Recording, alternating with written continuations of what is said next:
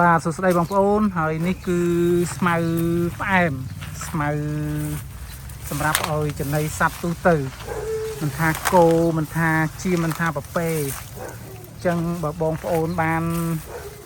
ដាំវាគឺវាជួយច្រើនបាទថ្ងៃនេះខ្ញុំចង់ប្រៀបធៀបឲ្យបងប្អូនឃើញថា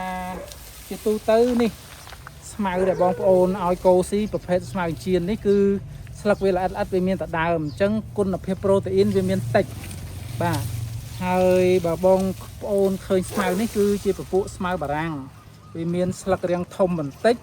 វាមានដើមរាងធំបន្តិចអញ្ចឹងកម្រិតប្រូតេអ៊ីនវារាងខ្ពស់ជាងអាស្មៅជៀនអានេះពពួកស្មៅ King Grass វាដើមវាធំដោយដើមពោតដែរហើយស្លឹកវាធំកម្រិតប្រូតេអ៊ីនវាគឺខ្ពស់អញ្ចឹងអានេះគឺស្មៅផ្អែមបងប្អូនណាបាទវាអំបូរស្មៅជាមួយនឹង King Grass ហ្នឹងដែរអញ្ចឹងខ្ញុំចង់ឲ្យបងប្អូនដាំយ៉ាងហោចណាស់ក៏បានដាំស្មៅនេះវាត្រូវទាំងចំណីមាន់ចំណីទាចំណីគោចំណីជ្រូកចំណីប៉ប៉េហ្នឹងឲ្យស៊ីបានទាំងអស់ចំណែកអា King Grass នេះគឺវាសំស្របតែជាមួយនឹងគោហើយនឹងក្របីប៉ប៉េអីចឹងទៅជៀមអីចឹងទៅបាទអញ្ចឹងនៅចន្លោះដីតូចបងប្អូនចាប់ដាំស្មៅចឹងទៅពីព្រោះមានតែការដាំស្មៅទេទៅធ្វើឲ្យយើងមានចំណីគ្រប់គ្រាន់ឲ្យគោស៊ីកាលណាបងប្អូនបដ ாய் ឲ្យគោដើរស៊ីតាមវាលស្រែគឺស៊ីបានបើបានស្មៅជៀននេះវាគ្រាន់បន្តិចតែវាមិនបានស្មៅជៀននឹងទៀតវាបានតែអាស្មៅក្រហមវាត្រើងចេះ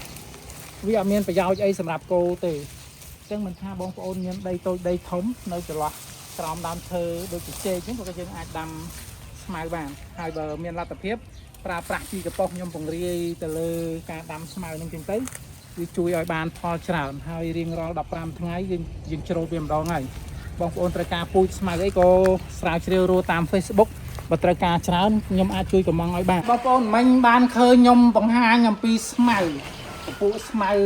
ពី3ប្រភេទមានស្មៅជៀនមានស្មៅបារាំងមានស្មៅផ្អែមហើយស្មៅ King Grass អញ្ចឹងបងប្អូនចេះជ្រើសរើសហើយខាងក្រោយនេះគឺជាគំនរជីកប៉ុស្តិ៍ដែលពួកខ្ញុំកំពុងលាយមិនមែនជាផលិតផលសម្រាប់នៅឡើយទេបាទអញ្ចឹងតម្រាំនឹងបានជីកប៉ុស្តិ៍លក់ជូនបងប្អូនគឺពិបាកហើយយើងប្រើវត្ថុធាតុដើមច្រើនមុខដល់ទៅ10មុខបាទខ្ញុំរៀបរាប់ត្រួសគឺសំខាន់ជាងគេគឺកប៉ុស្តិ៍បឹងបាទកប៉ុស្តិ៍បឹងអាចគោអាចមាន់ជូងកាមកបោសកាកផ្សិតកាកស្កររោងចក្រហើយ EM ត្រៃកូដាម៉ាហើយនិងម្សៅកាល់ស្យូមអញ្ចឹងតម្រាំបានជាជីកប៉ុស្តិ៍លក់ជូនបងប្អូននេះគឺឆ្លងកាត់ពេលវេលារហូតដល់15ថ្ងៃទើបបានយើងបន្ទុំវាឲ្យមានកម្ដៅគ្រប់គ្រាន់ដើម្បីឲ្យវាសម្លាប់មេរោគហើយនៅខាងក្រៅខ្នងខ្ញុំនេះគឺដីដាំបាទប៉ុន្តែមិនតាន់ជាផលិតផលសម្រាប់ឡើយទេគ្រាន់តែជាលបាយដែលយើងកិនរវាងអាចគោអាចមាន់ហើយមិនតាន់ត្រូវបានផ្សំគ្នាគ្រប់គ្រឿងឡើយទេបាទអញ្ចឹងដីដាំយើងវាមានកម្រិតជីទាបជាងជីកប៉ុស្តិ៍ប៉ុន្តែវាងាយស្រួលសម្រាប់ឲ្យបងប្អូនយកទៅប្រើប្រាស់ក្នុងការដាំដំណាំដាក់ចូលក្នុងថូគឺដាំបានបាទនេះគឺកាកស្ករបាទ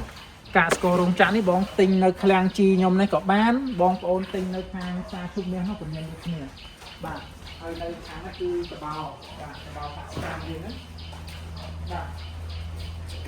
អញ្ចឹងយើងប្រើប្រាស់កបោច្រើនបាទ